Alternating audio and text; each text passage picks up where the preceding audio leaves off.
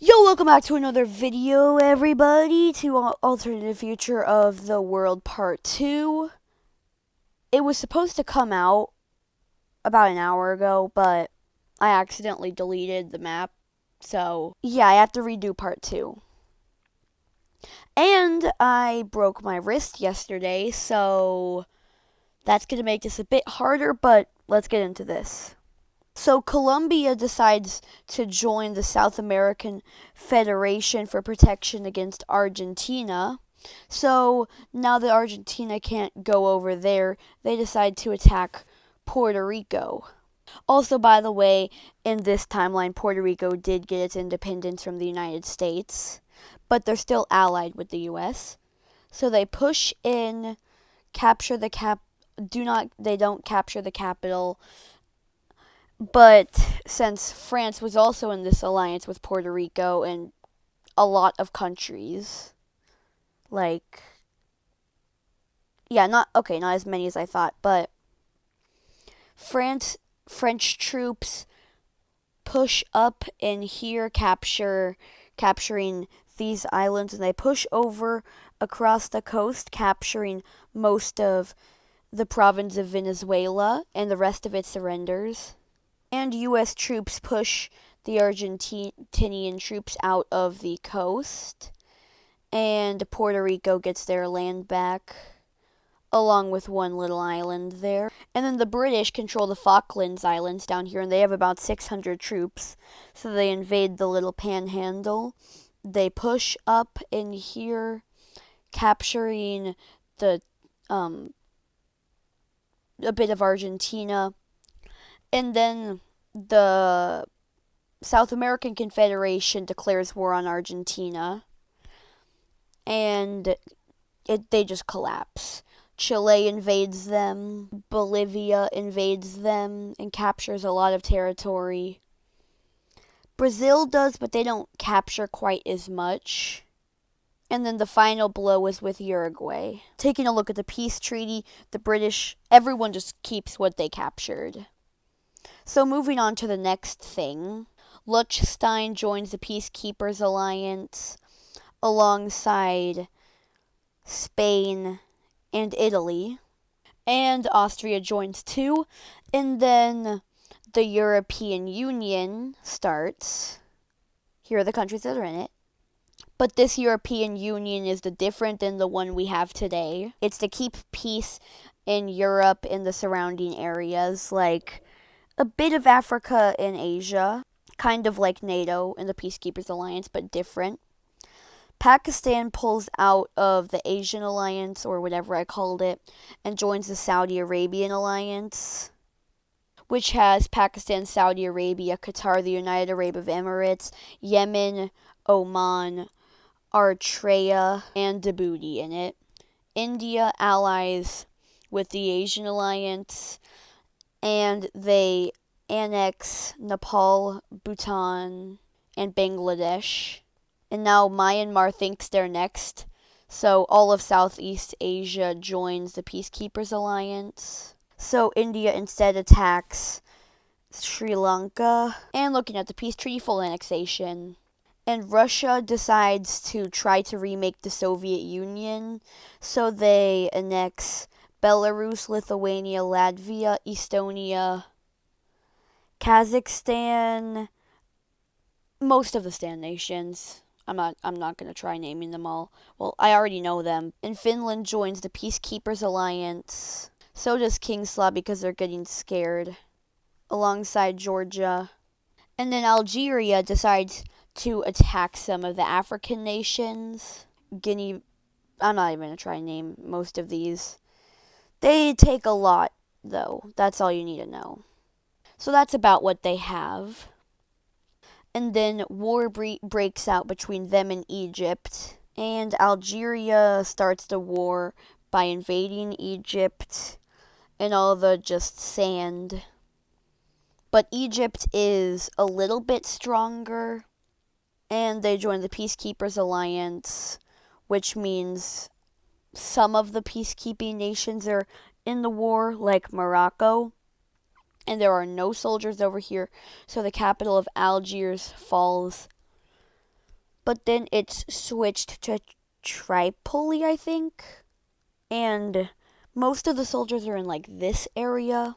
Egypt unites with Cameroon to get around them. They push up, take this, surround these soldiers, but their line breaks. There are just too many, but they're still able to flush a lot of them out. And then the DRC here invades Angola, takes their capital here, annexes them. They only did that for the coastline, and splits some of the country with Namibia because they helped fund the invasion. Namibia gets about that. And then the DRC decides to attack Algeria to get a bit more coastline, since they're going to be a trading empire for this series, like Carthage, kind of. So they pull out of the war after that, and they become neutral, so they join the Peacekeepers Alliance, wanting to be neutral, and they state that they will not join any wars under any circumstances. And then Zimbabwe takes over Mozambique and sells a lot of the coastline to the Democratic Republic of Congo. And the Russian alliance here moves all of their troops from Asia into the border of Pakistan, Mongolia, and Liechtenstein, and Canada here, the Asian part of Canada, to invade. And they also have some troops on the front over there, on the Western Front. All quiet on the Western Front. Haven't watched that, but kind of want to. And the war starts with India and Afghanistan pushing into Pakistan, and the whole country falls very fast, which is the Saudi Arabian alliance declare war on them, but it's a very weak alliance. So they can really only take over Iraq, so that's what they do, and then they pull out.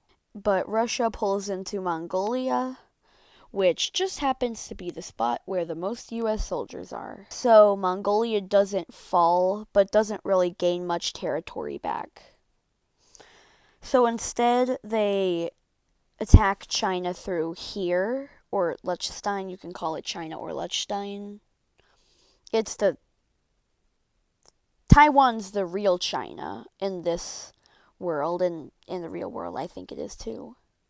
And then most of Southeast Asia and just Asia push into India, capturing a lot, which makes the Chinese campaign fall because all of the Indians pull out. And China invades India, takes their capital, and India surrenders. And over here on the Western Front, it goes a lot better for them, for Russia.